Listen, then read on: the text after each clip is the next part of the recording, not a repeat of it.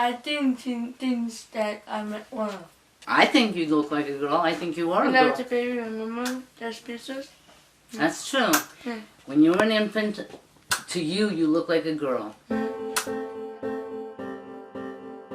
As a parent, you want your child to be happy. You want them to be as happy as they can.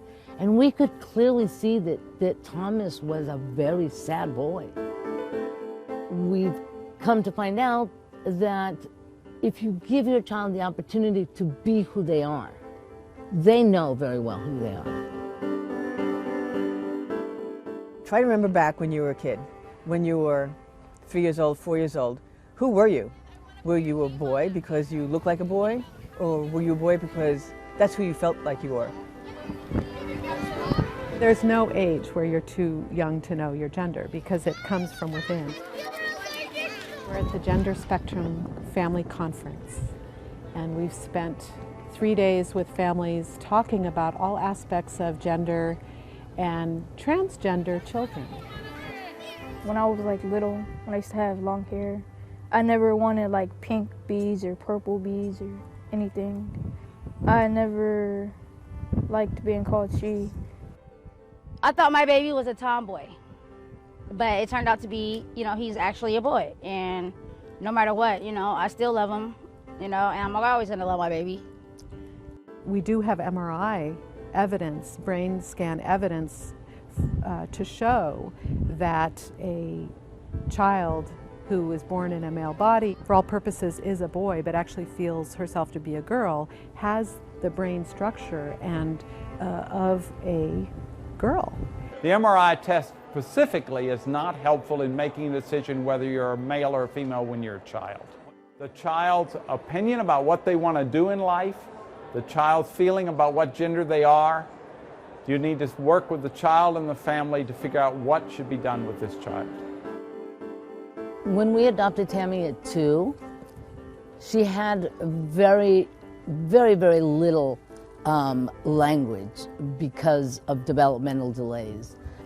In elementary school, it was actually kindergarten that she went to, and it was a center for infant deaf, and she was taught more sign language, and we were taught more sign language. We actually went to school also there to learn sign language, and so we'd understand what she was saying. Say, Tammy, that's Tammy. Oh, Yeah.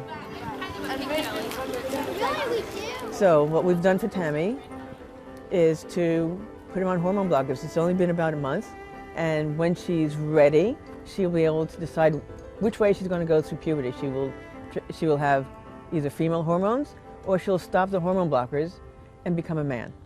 And that's what the blocker does, is buys her time to mature, and time for us to kind of catch up with her, because she's running this fast. You make the decision on when to start hormone blockers based on the puberty of the child.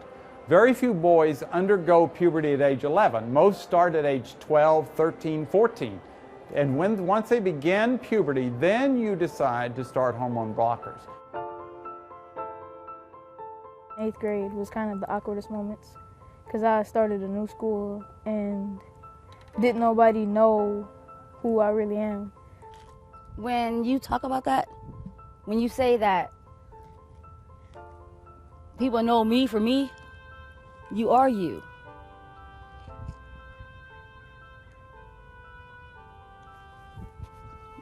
What's the matter?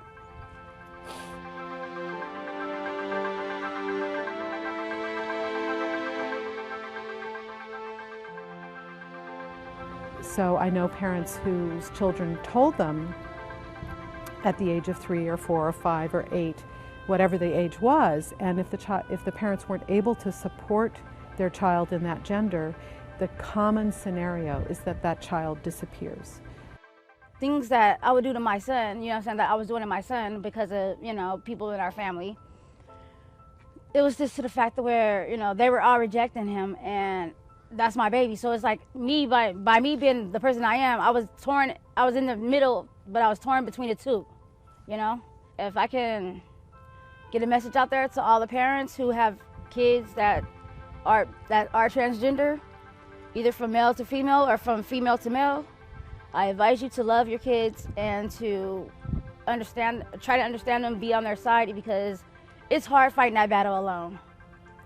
Tammy leads the way. Yeah, she's the one we listen to. We have to allow Tammy to lead the way because we're not transgender. And I don't necessarily think we completely understand it.